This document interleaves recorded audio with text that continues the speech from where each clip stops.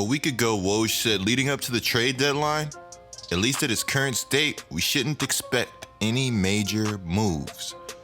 My oh my, how times have changed. The trade deadline is heating up, and it's heating up fast. Teams that need that final player to put them over the top, they're scrambling. While some teams are in search of stars and long-term potential, others, they're just trying to get somebody that can shoot the ball, somebody that can space the floor, or maybe somebody that can play make.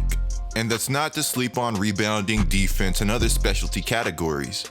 The point I'm trying to make to you guys is that just because on the outside a trade doesn't seem like an immediate win for a team, or that player may be a marginal player at best in your opinion, that doesn't mean the trade doesn't hold immense value. And that doesn't mean that that player acquired via trade can't be that final piece in helping that team get a ring or make a long playoff run. I mean, how many times have we seen add-ins turn into contributors or major pieces for the long haul? Some players, they're just not in the right situation right now, and they know it. And so does the team trading for them. And that's the beauty of it. This video, we're going to be talking about how the New York Knicks are interested in getting DeAngelo Russell and other trades available for them, but also how the Timberwolves are trying to put together a multi-team mega package in order to acquire D'Lo.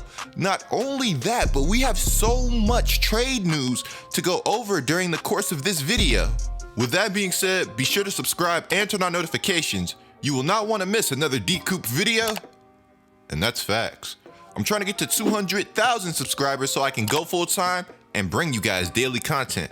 So be sure to subscribe and turn on notifications. So you guys know the drill. This is the segment of the video where the first question commented from the last video gets answered. Who do you think will be better in the NBA? Trae Young or Ja Morant? You really put me on the spot with this one. To take some heat off, I want you guys to comment your answer down in the comments below. I'm going to go with Ja Morant, but this is tough because Trae Young is doing things in his second season that most players only dream about doing. The deep threes, the insane crossovers, the craftiness. But the thing is, Ja can do most of those things and more, and he has his team playing at an insane level right now. Ja is also explosive, and he's a much better defender than Trae Young. He has the potential to be one of the most special point guards in NBA history. You can say I'm too high on him, and that would be fair, but it's just my opinion. It feels like he has all of the good traits of all the good guards. With that being said, be sure to follow my IG, handle G like Coop. You guys will not want to miss another post. The first news I want to talk about is this tweet saying the Clippers are in the market for a big at the trade deadline. Windhorst also speculated that the Clippers could potentially show interest in Andre Drummond if the price is right. With Andre Drummond set to become an unrestricted free agent this summer, if the Pistons want to maximize his value, you have to assume they trade him. The Pistons right now are a team set for mediocrity. And even if the Pistons were a team that could retain Drummond this summer, re-signing him doesn't make a ton of sense. Because I think it's safe to assume that Andre Drummond's timeline isn't going to be the same timeline the Pistons have to becoming a very good basketball team. I think the Pistons would greatly benefit from trading Drummond and also Derrick Rose.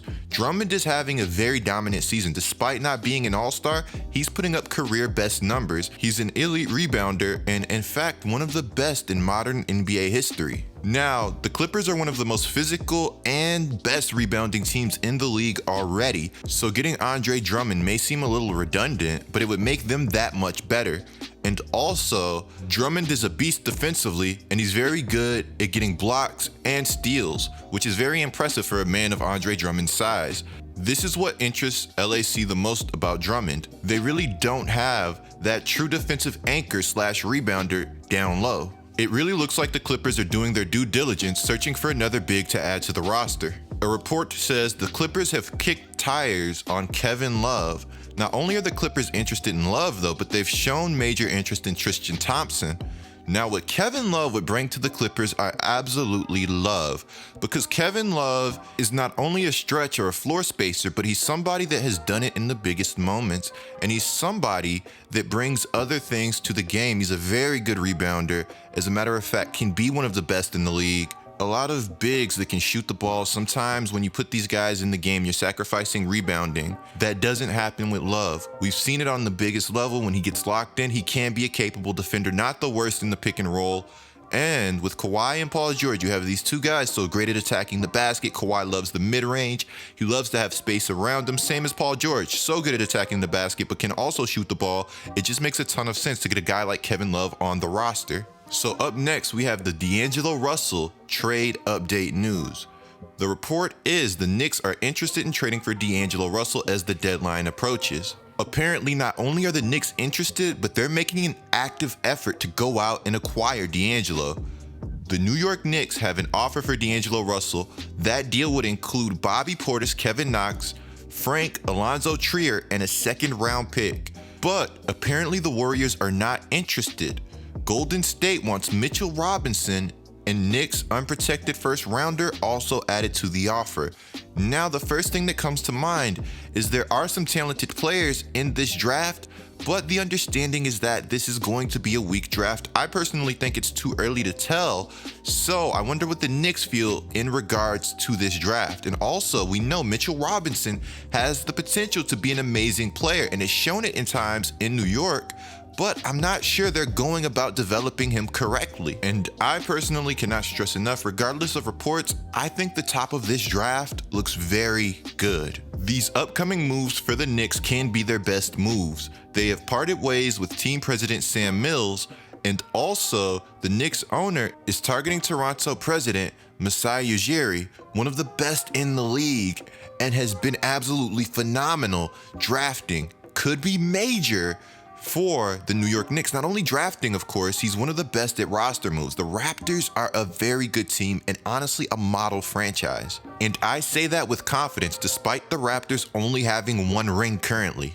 Let's turn our focus back to DeAngelo Russell. February 3rd, it was reported, trade talks between the Timberwolves and Warriors have reached a halt. Minnesota has been unwilling to include its 2020 first-round pick in a deal for DeAngelo Russell. Then you have today, Woj reporting Minnesota orchestrating three-team trade with Houston and Atlanta with hopes of ultimately turning discussions into a four-way deal that brings Golden State guard DeAngelo Russell to the Minnesota Timberwolves. Yesterday, I was all for the Timberwolves breaking it down and restarting, but it seems like they may have some hope and be able to bring in DeAngelo Russell, who this season has taken a major step in his game, and it's somewhat slept on, and it's almost frustrating how good he has been. In Russell's last 10 games, he's shooting 42% from three on 11 three-point attempts per game. That's a lot of attempts. He's been phenomenal from mid-range, knocking down 50% of those jump shots, and he's also been ridiculous from the restricted area, scoring a staggering 72.3% of his attempts. Now, I know the original thought was the Warriors would not want to trade D'Lo. Let's run it with the Warriors and see what we have with D'Lo. But more and more rumors have been coming out that Russell is basically on the trade block. We have reports saying the Golden State Warriors are open to pitches for DeAngelo Russell. And while it does make for exciting news, I think this kind of sucks in a way, and in more ways than one. Because again, DeAngelo Russell, D'Lo has been so good this season. He's been good throughout his entire career for the most part. This is somebody that was a high draft pick that has shown superstar potential. Remember when I told you guys in the past that Julius Randle signed with the New Orleans Pelicans because he felt wanted? That's a real thing in the NBA. These guys are humans after all. And it sucks because Randle is somebody who I'm sure also thought they found a home in New York, but is again somebody that's being pretty much placed on the trade block by the Knicks. The same goes for DeAngelo Russell. He's somebody this season that came out and said that he coveted the opportunity to learn from Stephen Curry. He wanted to experience the culture and he was going to cherish every second of that. He said he didn't want to leave. When his agent told him that going to Golden State was an option, he told them get it done at all costs and hung up the phone. This is the type of guy that DeAngelo Russell is, and at this point of his career, he just wants a home. He just wants a place to embrace.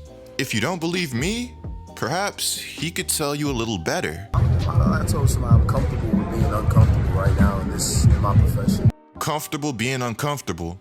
He's a tough dude, but he shouldn't have to be.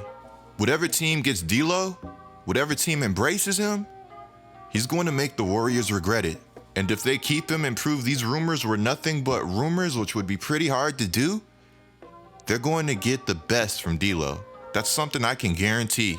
Oh yeah, the final report is that Andrew Wiggins would need to be included in any D'Lo trade. If the Timberwolves don't want to end up a team having to tear everything down, then they should go all in for D'Lo and Cat. The right coach with D'Lo and a motivated Cat can do dangerous things. We already know about their chemistry. It goes beyond basketball. Be sure to click the video on the screen right now, guys. It's going over how Damian Lillard is currently being the best point guard in the NBA. Be sure to turn noties on, subscribe. I'm D Coop and I'm out.